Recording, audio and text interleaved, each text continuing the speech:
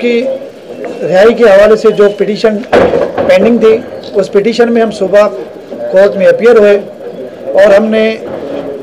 जो orders court ने last hearing पे हमसे मांगे थे लाहौर और इस्लामाबाद के हवाले से बेल आर्डर्स, उन आर्डर्स की हमने ट्रू कॉपी वहाँ पे कोर्ट में हमने सबमिट की।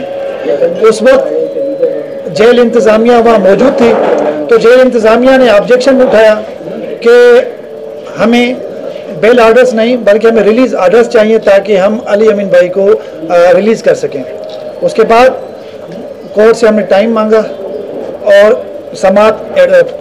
फॉर टाइम बिंग एडजर्न हुई और हमने जो रिलीज़ आर्डर्स थे उनको मंगवाए और उनमें से एक रिलीज़ आर्डर हमने पेश किया है, बाकी एक रिलीज़ आर्डर जो है वो पेंडिंग है। इंशाल्लाह कुछ ही देर में वो आ जाएगा। लेकिन जैसे कि कोर्ट की समात का टाइम ख़त्म हो रहा था, अदालत ने ये हमें डायरेक्शन दी कि आप मेहरबानी करके आप कल तक अपनी ये जो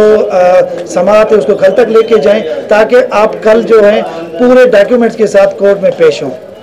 उसके साथ साथ ही जो मिठी की बेल पिटीशन थी जिसमें आज लास्ट डे था, हमने आज उसी मिठी की पिटीशन में for extension of the time कि हमें और टाइम दिया जाए ताकि मिठी में हम जाके पेश हों। तो माशाल्लाह अदालत से हमें हमेशा ही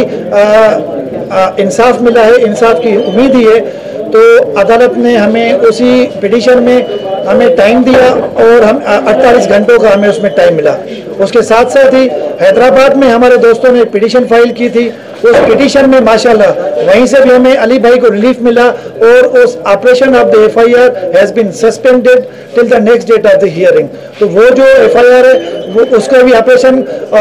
रोक दी गई है और वहाँ पुलिस को कंसर्न पुलिस मिठी को डायरेक्शन दी गई है कि जब तक कोर्ट का हुक्म नहीं आता तब तक आप अली भाई को आप मिठी की FIR में आप उनको अरेस्ट नहीं करेंगे। यहाँ पे इंतज़ामिया की तरफ से जब हमने अली भाई के वकला ने हमने बेल के आर्डर्स कोर्ट में पेश कर दिए, हमने बेल के आर्डर्स जब जेल इंतज़ामिया को दे दिए तो जेल इंतज़ामिया ड्यूटी बाउंड है कि जो इलीगल कन्फाइनमेंट में अली भाई जेल में हैं उनको रिलीज़ किया जाए। जेल इंतज़ामिया की ये जिम्मेदारी होती है कि जेल इंतज़ामिया खुद ही उनको वेरीफाई करवाए। अगर हमारी जिम्मेदारी है वकला की कि बेल पिटीशन भी हम दाखिल करें, चलाएं भी हम, आर्डर भी हमने ले लिया, आर्डर हमने वहाँ पहुँचा भी दिया, अब वेरीफाई करवा के फिर भी उनको हम ही दें, तो मैं समझता हूँ इससे बड़ा जुल्म और कानून की खिलाफ वर्जी से ज़्यादा नहीं हो सकती। तो जेल इंतज़ामिया जिस रवैये से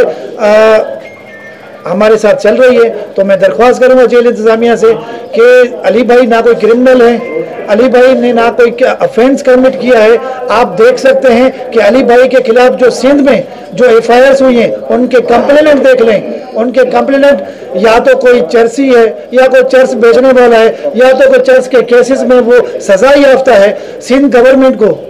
ऐसे यहाँ लोग कोई साफ सुथरा शहरी नहीं मिलता, कोई साफ सुथरा शहरी नहीं मिलता जो अली भाई के खिलाफ कंप्लेंट खड़ा हो सके। इन लोगों को चोरों, डाकुओं और मवालियों के अलावा कोई इनको कंप्लेंट नहीं मिला और मिलेगा भी नहीं, क्योंकि पाकिस्तान का हर मोहब्बे वतन शहरी अली भाई से मोहब्बत करता है, क्योंकि अली भाई पाकिस्तान से मोहब्बत करते हैं, पाकिस्तान की सालमियत से, और आईने पाकिस्तान पे जान देने वाला बंदा है। तो मैं इंतज़ामिया से दरख्वास्त करूंगा कि जैसे कि हमने सारे डॉक्यूमेंट्स दे दिए हैं, तो आप इंतज़ामिया की जिम्मेदारी है कि खुद ही वेरीफाई करवा के आज ही अली भाई को रिलीज़ करें।